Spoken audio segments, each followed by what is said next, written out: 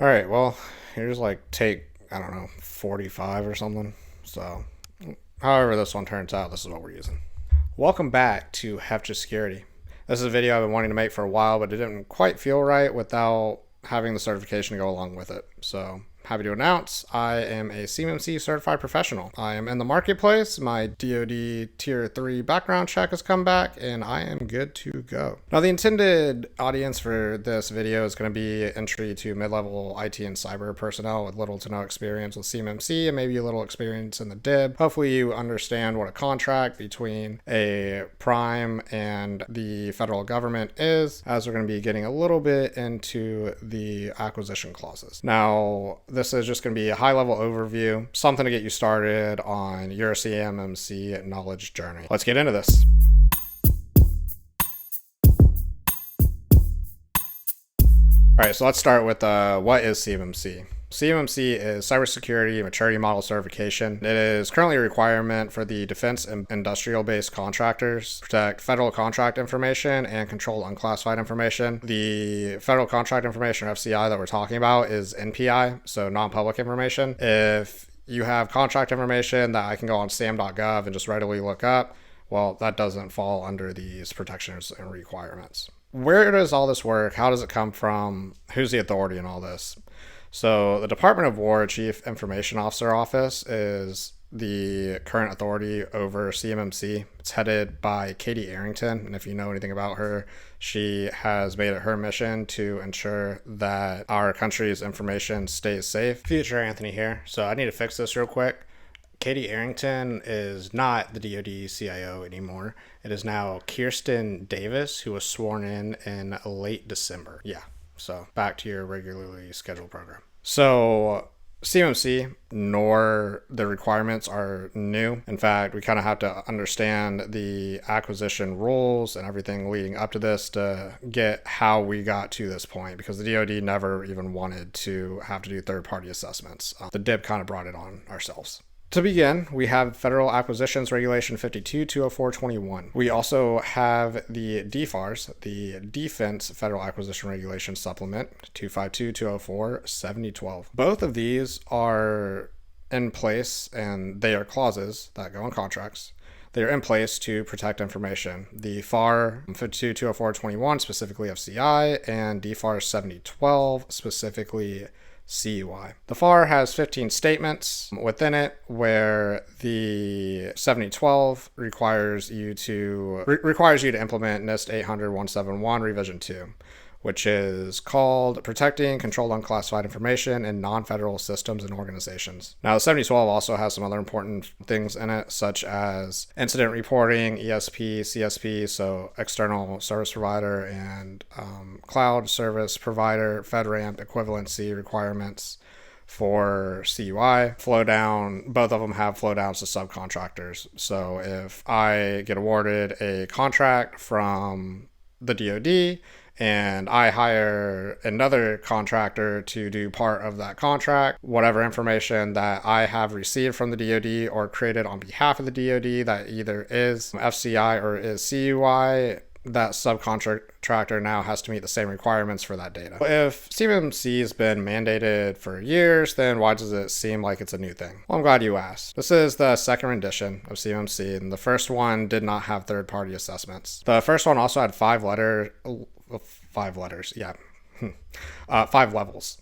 And it was more of a maturity model where new CMMC is not the only maturity is full maturity. For level 1, contractors would self-assess and attest in SPRS, so Supplier Performance Risk System. This is where you put your scores for the cybersecurity requirements, and it is also required by DFARS 252-204-7019. Now, link below is going to be the full history of CMMC as told by Jacob Horn. It's a great video, and the full history isn't our goal today. So if you want to know more and understand more about the history of CMMC and 1.0, go check that out. It's really good. Long story short, there were a series of cyber attacks that stole gigabytes and gigabytes of CUI from multiple contractors, happened over the course of multiple years. And this was after 7012 was implemented, so contractors were already supposed to have all of NIST 800-171, the 110 controls implemented, and all the contractors were attesting to this in spurs. After multiple cyber attacks, the DoD figured out, after doing some investigations, that one of two things is happening. One, contractors are implementing, but not at the expectation that the DoD has, or even the DIBCAC has, while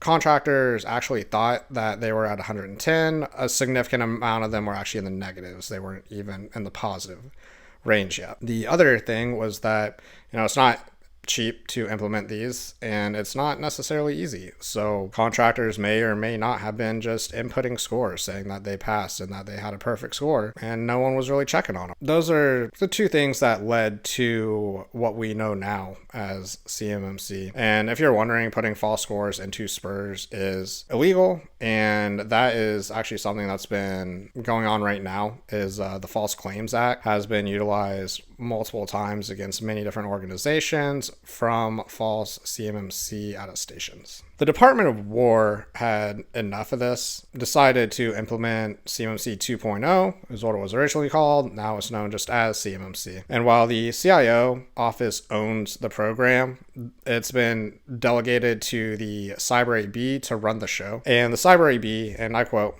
is the sole authorized non-governmental partner in the U.S. Department of Defense in implementing and overseeing the CMMC conformance regime. They're responsible for the oversight of the program. They authorize and accredit C3PAOs, or third-party authorized organizations, as well as RPOs, registered practitioner organizations.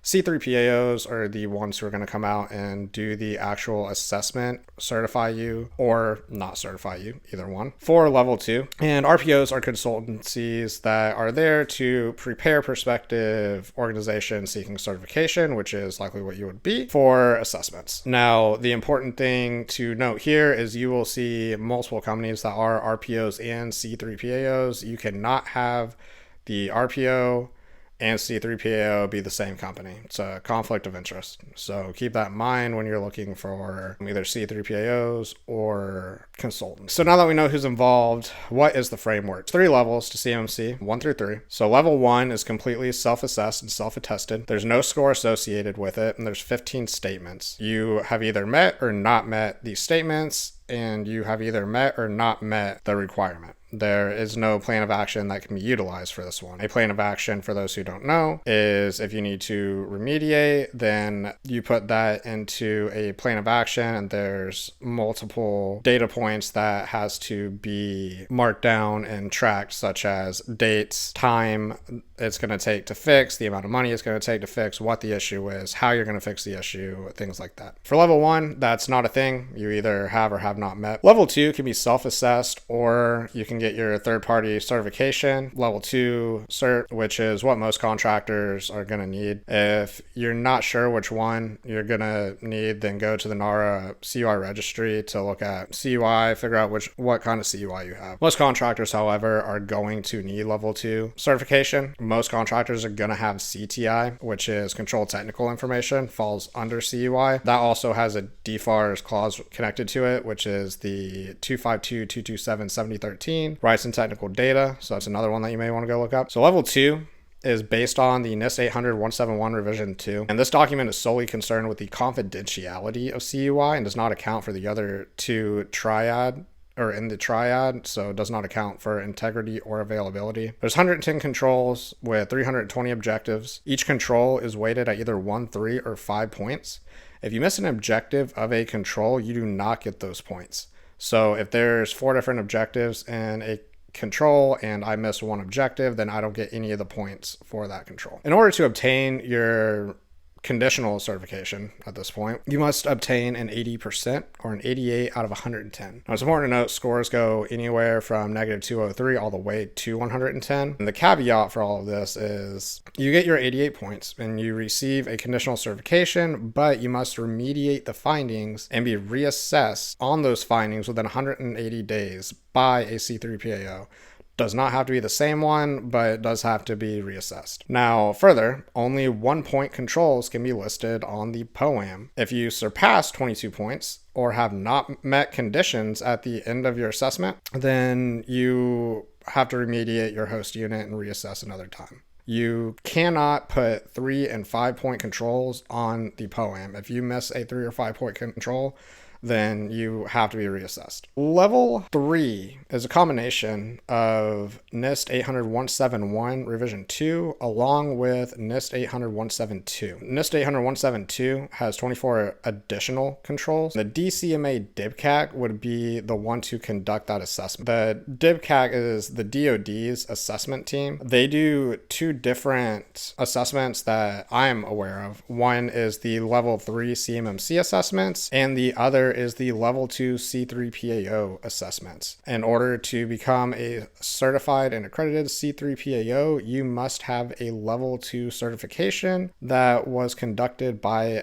the DIBCAC. So once you do obtain your certification, your certifications are good for 3 years. However, you do have to self-assess every year, and then level 1 and level 2 self-assessments. Once again, you have to reassess every year. Now, I know that there's a lot of information I did not go over, such as the CAICO, the executive order, the DoD instruction on CUI, DFARS 7020, the roles within the ecosystem as far as personnel goes. So as I mentioned earlier, this is a really high level overview. I don't want to turn this into a super long video. However, if you're interested in learning more about CMMC, maybe doing some deep dives into different documentation, let me know because I'd love to do it. I really enjoy these videos because not only do I get to create something, but it also allows me and forces me to reinforce this knowledge, which is, always great. The other part of this is CMMC. When I first started getting into it, I was stumbling around quite a bit trying to figure things out because I didn't know much about the DIB. I didn't know much about contracts or anything like that. So I kind of had to figure my way out around here. So I thought that it might be helpful to make this video for other people who are trying to figure out the same things. And one way to do that is to go over some of these websites with you guys. Let's make my face a little smaller over here. Transition, and there we go. Cool. All right, so this is going to be website number 1. This is the DoD.cio.defense.gov CMMC website, and this is going to have most of your documentation here that you're going to need. So you have your 32 CFR Part 170, which is CMMC. Part 2002 is going to be your CUI program. You have your 48 CFRs. If you're really looking to understand just CMMC itself and the assessment process for you as a contractor, or you as someone who may be going through an assessment at some point, my recommendations for the first things that you need to read: your DFARS 7012, safeguarding cover defense information and cyber incident reporting, and make sure that you understand the cyber incident portion of this, and make sure that you also know to talk to your ESP and CSP and ensure that they are able to meet the requirements of cyber incident requirement supporting. I would also read your 52-204-21, your basic safeguarding of covered contractor information systems. Make sure that you know those two. 7013, 7019, 7020 are also good to know. If you want to be very knowledgeable, I would read these. If you're, like I said, just kind of learning a little bit, then maybe not be too concerned with those to begin with. The CAP. The CMMC assessment process has all the phases and exactly how the assessment is going to go. Make sure that you know this because you will be able to understand everything that you're going through, everything that you're doing along with the C3 PAO and your lead CCA. The other items that I would really kind of harp on is the level 1 and level 2 scoping guides, and then the level 1 and level 2 assessment guides. If you knock all that out and you are able to have a very good, solid understanding of those things, you'll do pretty well. Thanks for watching. We'll do this again hopefully sooner than sooner than 9 months. But do me a favor, like, subscribe, comment. Let me know what you guys want to see, or if there's anything that I can make that may help you on your cybersecurity journey. I will see you around.